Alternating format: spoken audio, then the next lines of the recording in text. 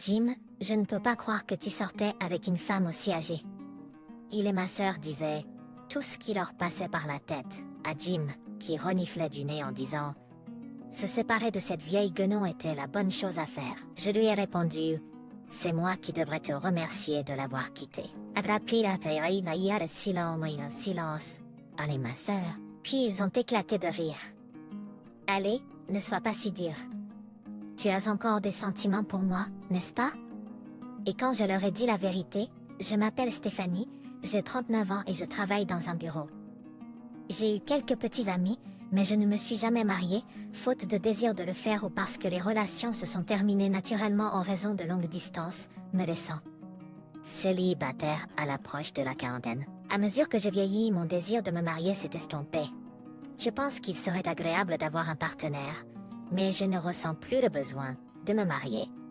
Juste au moment où je commençais à apprécier ma vie de célibataire, un collègue m'a invité à mixer. Honnêtement, je me sentais trop vieille pour les mixeurs et je n'étais pas particulièrement à la recherche d'un petit ami à l'époque. Mais incapable de refuser l'invitation de mon collègue, je m'y suis rendue. Le mixeur, pour être honnête, ressemblait plus à un pur sang entre personnes dans la quarantaine avec une ambiance assez calme. J'étais juste là pour apprécier de la bonne nourriture et des boissons. Mais il y avait un homme qui m'a parlé très activement. Son nom était Jim. Il avait 36 ans et était 3 ans plus jeune que moi, avec un sourire charmant. « Stéphanie, tu es si mignonne. Tu es dans la trentaine précoce? Tu en fais trop avec les compliments. Je suis une vieille dame de 39 ans. En fait, j'ai longtemps eu peur de paraître plus vieille quand j'étais jeune, mais en vieillissant, les gens ont commencé à me trouver plus jeune. Il a semblé surpris par mon âge réel, mais il a semblé encore plus intéressé. J'ai également développé une petite affection pour lui car il a fait des efforts pour me parler. Nous avons échangé des numéros lors du mixé et après quelques rendez-vous, nous sommes sortis ensemble. 2 semaines après le début de notre relation, il a dit « Étienne, ton appartement est tellement confortable, puis-je habiter ici avec toi?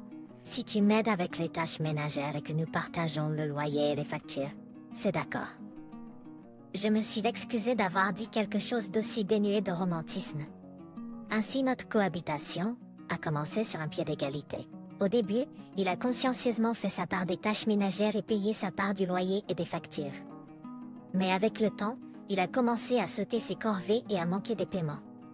Je n'ai pas trop râlé au début, pensant qu'il n'était pas bon d'être trop casse-pied à ce sujet, et je l'ai simplement regardé en silence. Il semblait stressé par le travail ou à court d'argent, promettant de me rembourser le mois suivant. Cependant, il a finalement cessé de faire le ménage, et le loyer et les factures impayées se sont accumulées. Il n'a montré aucun remords ou intention de payer. Au lieu de cela, il a affirmé que c'était pas juste de lui demander de payer car je payais déjà le loyer seul auparavant, ou a exprimé sa déception s'attendant à la générosité d'une femme plus âgée. Puis, il essayait de me faire plaisir en m'invitant au restaurant ou en m'offrant des sucreries en guise de remerciement pour avoir fait le ménage. Je pouvais voir qu'il essayait d'être gentil, alors je me suis retenue de le gronder trop sévèrement. J'ai pensé que faire valoir mes propres exigences n'était pas entièrement équitable. Mes attitudes laxistes étaient le début d'un cauchemar. Après 6 mois de vie commune, il a commencé à se comporter comme s'il était le patron de cette maison. Il pense que c'est naturel pour les femmes de faire le ménage, comme s'attendre au dîner prêt lorsqu'il rentre à la maison ou le bain rempli. Si je réplique ou que je suis un peu en colère, il demande si je traverse la ménopause. Je l'ai détesté, alors je n'ai plus rien dit. Pendant que je me demandais si je devais le quitter, il m'a demandé en mariage. Au début, j'ai refusé, mais il a insisté avec tant de désespoir que j'ai fini par accepter sa proposition. Je pense que j'étais probablement juste fatiguée. Après avoir salué ses parents, nous sommes allés chez mes parents pour les saluer. Les salutations se sont terminées sans problème, et quand je l'ai raccompagné à la gare la plus proche et suis rentrée chez moi, ma sœur Renée m'a parlé. « Stéphanie, es-tu sérieuse à propos du mariage? » Bien sûr, c'est pour ça que je l'ai ramenée à la maison, non? Pourquoi poserais-tu cette question? Après avoir entendu ma réponse, Renée m'a dévisagée comme si elle était possédée. « Non, tu ne peux pas te marier, tant que je ne le saurai pas. Encore cette histoire. Parfois, René peut être incroyablement égoïste. Je lui ai demandé calmement si elle ne voudrait pas célébrer mon mariage, mais elle a juste secoué la tête. Je ne peux pas l'autoriser. C'est contre ma fierté. Pourquoi ne trouverais-tu pas un petit ami maintenant et ne te marierais-tu pas tout de suite? Réalisant que la conversation ne menait nulle part, je suis rapidement retournée dans ma chambre. René tremblait de rage, mais n'a rien dit.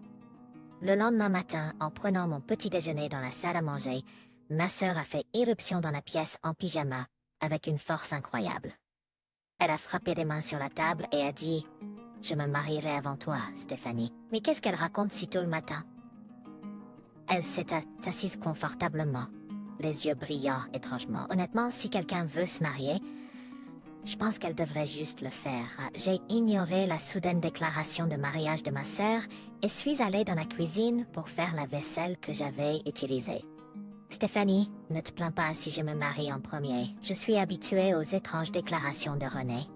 Je n'ai répondu que de manière désinvolte et commencé à faire la vaisselle. Jim et moi prévoyons de soumettre notre enregistrement de mariage dans 3 mois. Je ne sais pas comment elle prévoit trouver un partenaire de mariage en ces 3 mois, mais je souhaite qu'elle ne rivalise pas sur quelque chose comme ça. 2 semaines s'étaient écoulées depuis que j'avais invité Jim chez mes parents un samedi après-midi. Il a dit qu'il sortirait boire un verre vendredi soir et n'est toujours pas rentré. Nous devions aller voir le lieu de réception de notre mariage cet après-midi. Je pensais comprendre sa nature négligente, mais il n'a jamais oublié de tels plans. Comme c'était pas du shit. Alors que je l'appelais pour je ne sais combien de fois, la porte d'entrée s'est ouverte et Jim est rentré chez lui. Pas seulement lui, mais ma sœur était avec lui également. Jim semblait ne pas se soucier de rentrer à la maison le matin. Pour une raison quelconque, il s'est assis lourdement sur le canapé, tenant ses mains avec elle. Pourquoi René est ici? Je lui ai demandé avec un ton vif. Non, plus important encore, réalises-tu que nous avons une visite de salle de réception de mariage aujourd'hui? Nous avons une réservation, tu sais. Dans mon irritation, je l'ai pressé avec un ton vif. Ne t'inquiète pas. Je l'accompagnerai, a-t-elle dit. Quoi? Abasourdique, il veut épouser quelqu'un comme moi au lieu d'une vieille dame comme toi, elle a dit, éclatant de rire. C'est vrai. Je gérerai ça avec tes parents, René a dit. Ne t'inquiète pas. Je n'avais pas encore écouté ce qu'il disait. Devant moi, toujours là à me regarder avec stupéfaction, Jim et ma sœur sont partis avec ses bagages. Jim est trop bien pour une vieille dame comme toi, elle a ajouté. Ne t'inquiète pas, je l'épouserai à ta place, alors détends-toi. Il semble qu'il est assez à sortir avec ma sœur plus jeune. La conclusion tirée de la situation m'a donné mal à la tête. Au moment où je pensais que cela n'avait aucun sens et que je m'apprêtais à aller me coucher, la sonnette a retenti. Quand j'ai ouvert la porte, je m'attendais à le voir où ma sœur rentrait, une personne inattendue se tenait devant moi. Tu as choisi un joli endroit pour un restaurant, n'est-ce pas? Je l'ai vu sur les réseaux sociaux. Tu ne m'as jamais emmené dans des endroits comme celui-ci quand nous étions ensemble.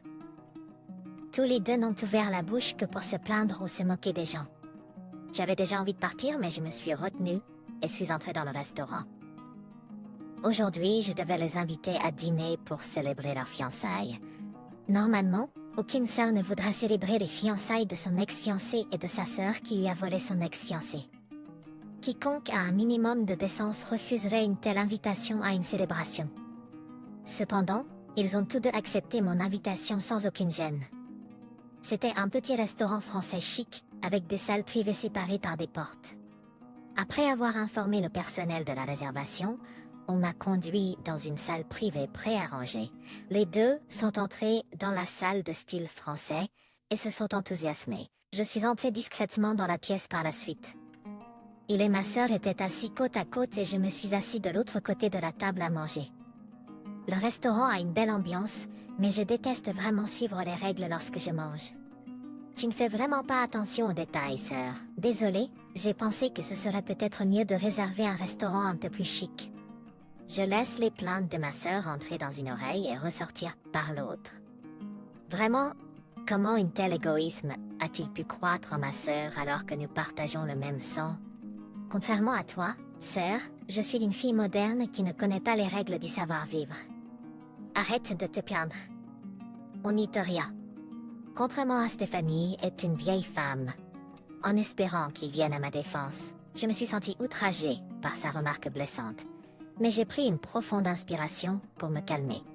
Dans un petit moment, lorsque le repas sera terminé, tout sera terminé. Peut-être intimidé par notre atmosphère tendue, après un moment, le personnel est entré pour nous demander des boissons. Ils ont commandé du vin. J'ai commandé de l'eau. Alors que le personnel s'apprêtait à partir, ma sœur s'est plainte de leur lenteur à demander des commandes de boissons. Je voulais lui dire qu'il lisait la pièce, mais je me suis retenue. Après tout, les maintenir dans un bon état d'esprit était ma priorité numéro 1. De l'alcool a été servi, et puis juste à temps, d'excellents repas ont été apportés. L'alcool a commencé à faire effet, et puis juste à temps, d'excellents repas ont été apportés. C'était gênant de les regarder devenir si complices l'un avec l'autre, parlant fort et sans arrêt. Ils ont parlé de vouloir vivre dans un condo en hauteur en face de la gare, de vouloir 2 enfants et de sortir ensemble une fois par mois, même après avoir des enfants. Si ce n'avait pas été lui et ma sœur qui parlaient, je pourrais avoir été touchée par la joie qu'ils partageaient. Mais il est trop tôt pour être écrasé par la solitude. En pensant à la façon de diriger la conversation, ma sœur m'a parlé. « Tu nous aideras quand on achètera un appartement, n'est-ce pas? Pourquoi devrais-je t'aider? » Eh bien, c'est pour votre petite sœur, n'est-ce pas? Ou pourrais-tu encore avoir des sentiments pour Jim? C'est pas ça. Je fais la dire, mais je n'ai pas le choix. Après tout, Jim est tombé amoureux de moi. Ma sœur s'est blottie contre lui d'une manière ostentatoire. Il a également enroulé son bras autour de sa taille. Tu es toujours une femme avare, même après la rupture. Même quand nous vivions ensemble, tu, étant l'aîné, exigeais que nous partagions les frais de vie. Ces paroles ont fait éclater de rire René. J'étais juste abasourdi. À Jim, qui me regardait de haut en disant « Vraiment, te débarrasser de cette vieille peau était la bonne chose à faire ?» Je lui ai répondu « Je devrais plutôt te remercier de nous avoir quittés. » Après mes mots, un moment de silence s'est installé entre lui et ma sœur, puis ils ont éclaté de rire. « Allez, ne fais pas l'intéressante. Tu as encore des sentiments pour moi, n'est-ce pas? Allez, Stéphanie, sois pas gênante. » Les 2 souriants avaient l'air ridicules. J'ai ri et dit à ma sœur, un homme qui flanche juste parce qu'une sœur plus jeune lui fait des avances n'est pas digne de mon temps. Un tel homme le refera encore et encore. Hey, ne gâche pas l'humeur festive avec de tels commentaires. Une vieille sorcière qui ne peut pas lire la pièce n'a aucune valeur. Cela vaut aussi pour toi, René. Tu l'as peut-être séduit juste parce que tu voulais te marier avant moi, mais tu sais ce genre de personne qu'il est? Il peut parler d'où maintenant, mais il ne t'aidera pas avec les tâches ménagères ou le nettoyage. Ma sœur, elle était convaincue qu'il serait gentil avec elle et a promis de l'aider avec les tâches ménagères et la garde des enfants. C'est juste parce que je n'étais pas assez mignon et parce que j'étais vieux que Jim n'était pas motivé, a-t-elle répliqué. J'en avais assez d'être constamment critiquée par les 2. Ignorant leurs plaintes envahissantes, j'ai glissé les portes derrière moi. Au-delà des portes, mes parents et les parents de Jim se tenaient avec des visages pâles, et il y avait aussi une femme dans la vingtaine. Pourquoi maman et papa sont-ils ici? Et qui est cette femme?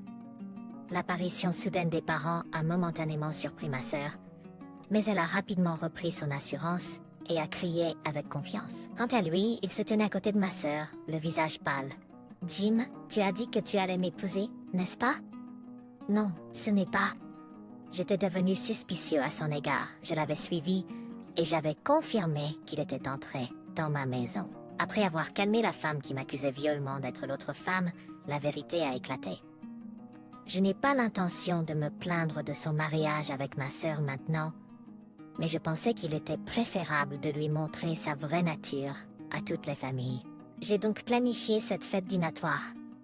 J'avais demandé à nos parents de s'asseoir à côté de nous à l'avance pour écouter attentivement l'histoire qui allait se dérouler.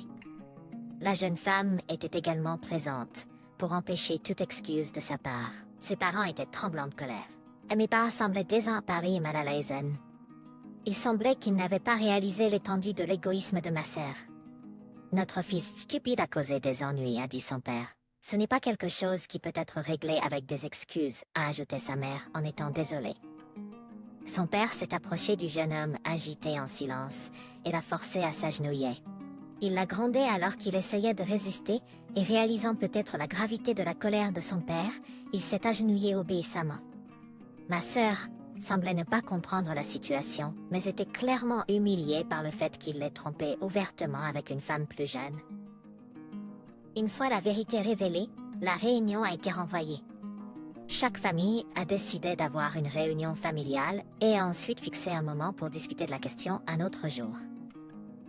Puisque j'avais déjà rompu avec lui, je n'avais aucun intérêt à savoir s'il épousait ma sœur ou la jeune femme. J'ai demandé à n'être informé que du résultat final et j'ai décidé de me distancier de ma famille. J'avais déjà été incommodée par ma sœur et je me méfiais de mes parents pour l'avoir gâtée.